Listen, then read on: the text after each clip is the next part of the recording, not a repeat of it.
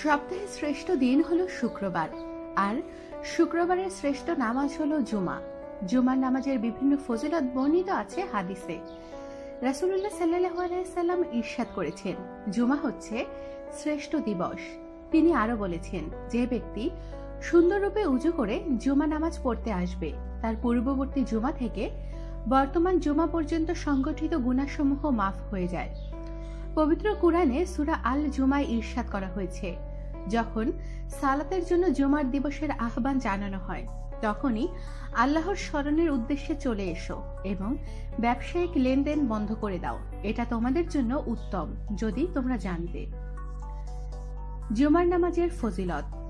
আবু হুরায়রা রাদিয়াল্লাহু তাআলা আনহু থেকে বর্ণিত, রাসূলুল্লাহ সাল্লাল্লাহু আলাইহি সাল্লাম বলেন, জুমার দিনে মসজিদের দরজায় ফেরেশতারা দাঁড়িয়ে যান, পর্যায়ক্রমে লিখতে থাকেন। প্রথমে আগমনকারীদের ফজিলত।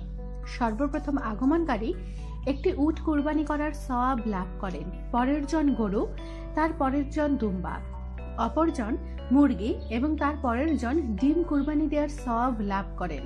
অতঃপর ইমাম যখন মিম্বরে আসেন, তখন তারা খাতা গুটিয়ে রেখে মনোযোগ দিয়ে খুতবা শোনেন। জুমার নামাজ না পড়লে। জুমার নামাজ একটি গুরুত্বপূর্ণ ইবাদত। এই নামাজ ছেড়ে দিলে হাদিসে ভয়াবহ ক্ষতির কথা উল্লেখ করা হয়েছে।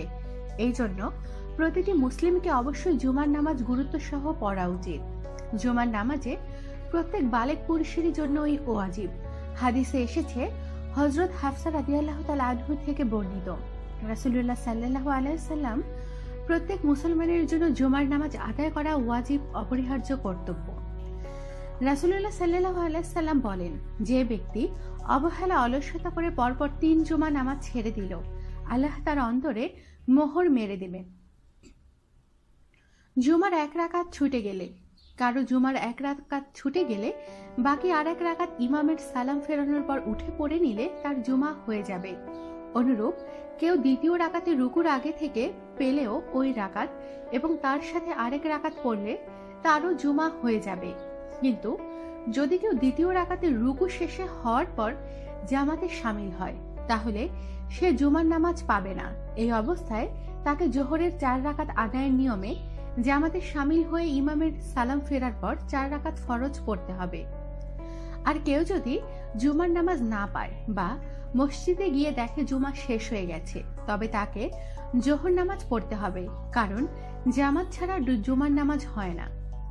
হাদিসে এসেছে, ইমাম মাসউদ রাদিয়াল্লাহু তাআলা আনহু বলেন, যে ব্যক্তি জুমার 1 রাকাত পেয়ে যায়, সে ব্যক্তি যেন আরেক রাকাত পড়ে নেয়, কিন্তু যে দ্বিতীয় রুকু না পায়, সে যেন জোহরের 4 রাকাত পড়ে নেয়। কোন ইমাম সাহেব যদি বিনা ওযুতে জুমার নামাজ পড়িয়ে নামাজের শেষে মনে হয়, তাহলে মুক্তাদির নামাজ সহিহ হবে, আর ইমাম ওই নামাজ কাজা করতে 4 রাকাত জোহর নামাজ পড়বেন। খুতবা না শুনলে। জুমার খুতবা অবশ্যই মনোযোগ দিয়ে শুনতে হবে। জুমার খুতবা হলো ওয়াজিব। খুতবা চলাকালীন সময় কোনো প্রকার কথা বলা যাবে না, এমনকি কাউকে কথা বলতে দেখে চুপ করো এই কথাও বলা যাবে না, কারণ হাদিসে এই ব্যাপারে নিষেধ এসেছে।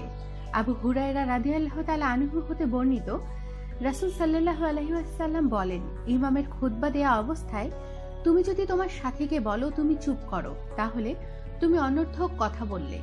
ইমাম আহমদ তার বর্ণনায় হাদিসে আরো বর্ধিত করেন, অর্থাৎ রাসূলুল্লাহ সাল্লাল্লাহু আলাইহি ওয়াসাল্লাম বলেন, যে ব্যক্তি কোনো অনর্থক কর্ম করল, তার জন্য ওই জুমায় আর কিছুই রইল না।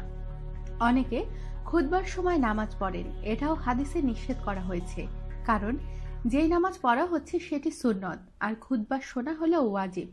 সুতরাং খুতবা শুরু হয়ে গেলে সেটাই শুনতে হবে, সেক্ষেত্রে সুন্নতগুলো পরে পড়তে হবে। আমাদের সাথেই থাকুন আর সাবস্ক্রাইব করুন।